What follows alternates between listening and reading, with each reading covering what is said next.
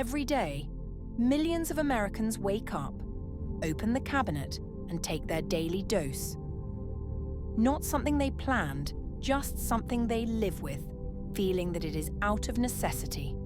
For pain relief, for high blood pressure, anxiety, inflammation, insomnia, for the invisible burdens they carry every day. We're told healing comes in doses, measured in milligrams, wrapped in child-proof caps, approved by a provider in a system more comfortable quoting the textbook than questioning it. In 2022, over 130 million Americans were prescribed pharmaceutical drugs, more than a third of the country relying on medications to manage daily life. But what happens when those medications stop working? What happens when side effects multiply and answers disappear? Probably about 2 years ago, I was having some muscle pain, and I thought I pulled a muscle in my leg, and I was struggling, and I went to my doctor, and they were just, you just probably pulled a muscle. We'll just send you to physical therapy, give you some Norco, and you'll be fine. So I did what they asked. I took the Norco, which didn't work.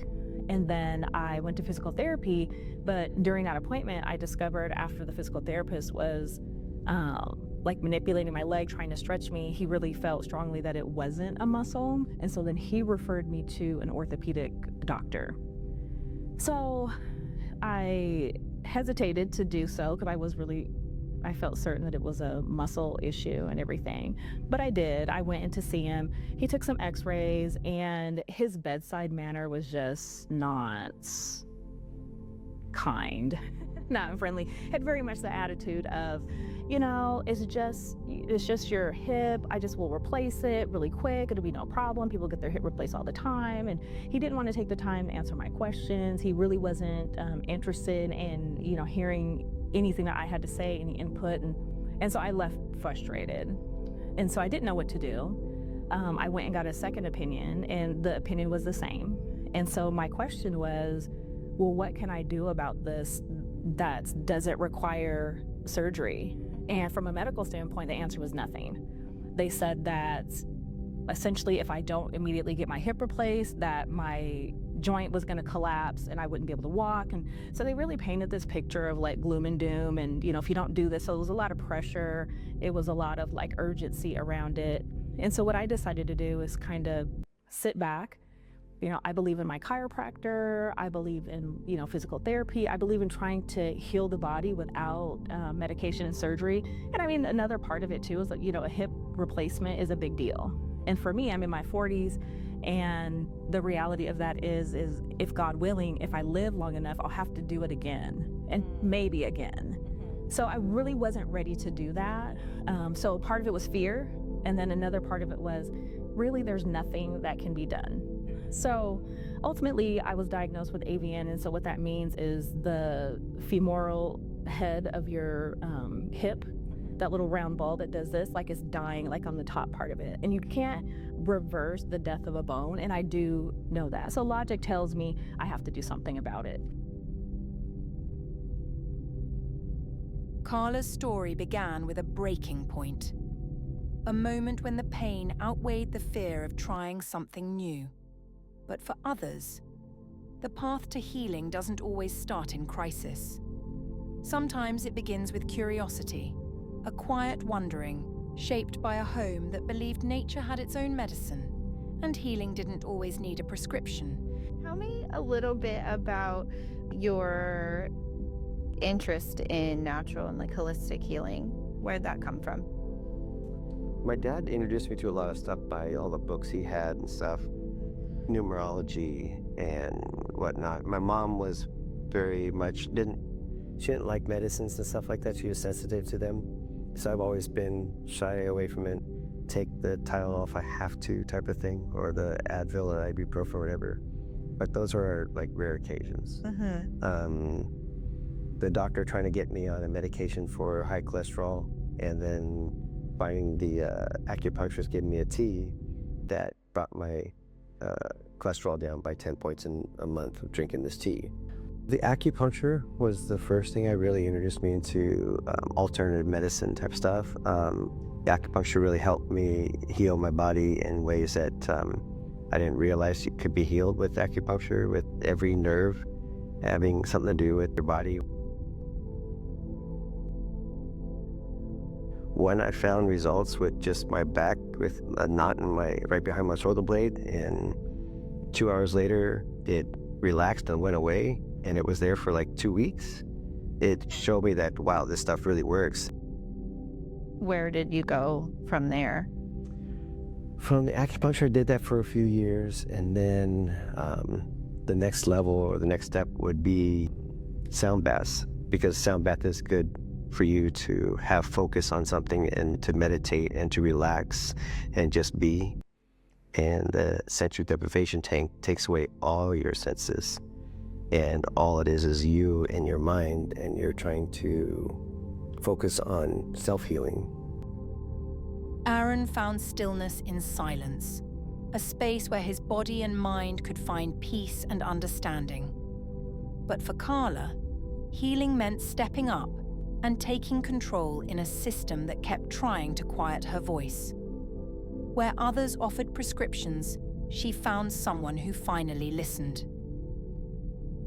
So I went online and I was looking into like holistic opportunities, and I found a doctor that practices Indian medicine.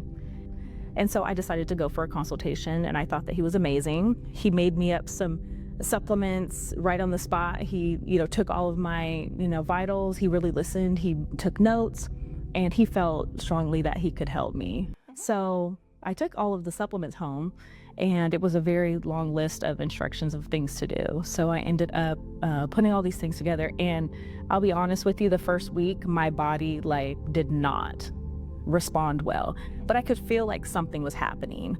And so I wrote it out. I reached out to him. He was there. He was available. He walked me through it. He was just like, your body's adjusting. And so about a week after, then everything started to kind of, fall back into place. Long story short, if I can make it shorter, it's been about 1.5 years. My doctors, refused to listen to, the fact that I've gotten results. They're surprised that I haven't had my hip replaced. Every time I go in, they ask me who replaced your hip? And I was like, I didn't get it replaced. And so they're like, well, how are you walking? Because when I went into my doctors, I was walking on crutches. I was using a cane. And at work, I had to have a scooter just to get around. So, it's hard for them to accept those facts, but for me, going those routes and, just taking a natural approach and really just being mindful listening to my body, I've gotten some pretty good results from him. It wasn't just about escaping pain. It was about being seen, understood, treated like a person, not just another customer for life. They started out searching for alternatives, but somewhere along the way, the search became something more. Not just treatment, but transformation. Not just relief, but alignment. What began as frustration became empowerment.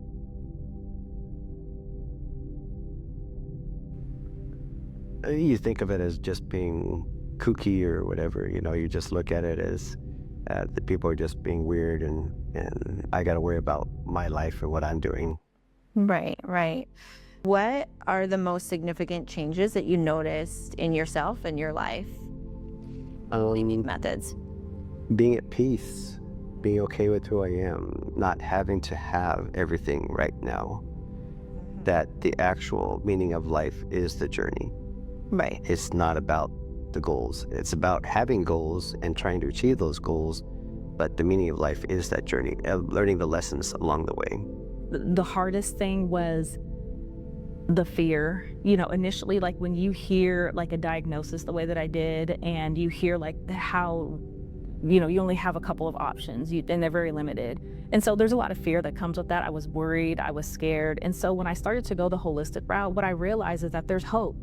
And if we keep our minds open to other alternatives, it gave me peace. Honestly, it gave me a peace of mind, because, a lot of people, even in my circle, they're like, why are you suffering? Why are you putting yourself through this? Just stop. You just need to do what the doctors tell you to do. But I decided to be an advocate for myself. And so when I did that, my mental health, when I was seeing the results that I wanted to see, I could see the mental, shift in a positive way. Right.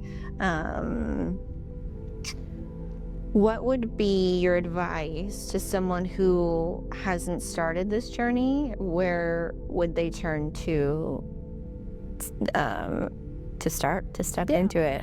I would suggest that to do a little bit of journaling, to really follow your heart and listen to yourself, be your own advocate, and find support groups that are aligned with the thought process that you're having. Because if you don't align yourself with the people that believe in what you're believing, they will make you feel crazy. But once you find those communities, I found communities on Facebook that I joined. I pop in there, I put my results in there, I can see, what other people are doing.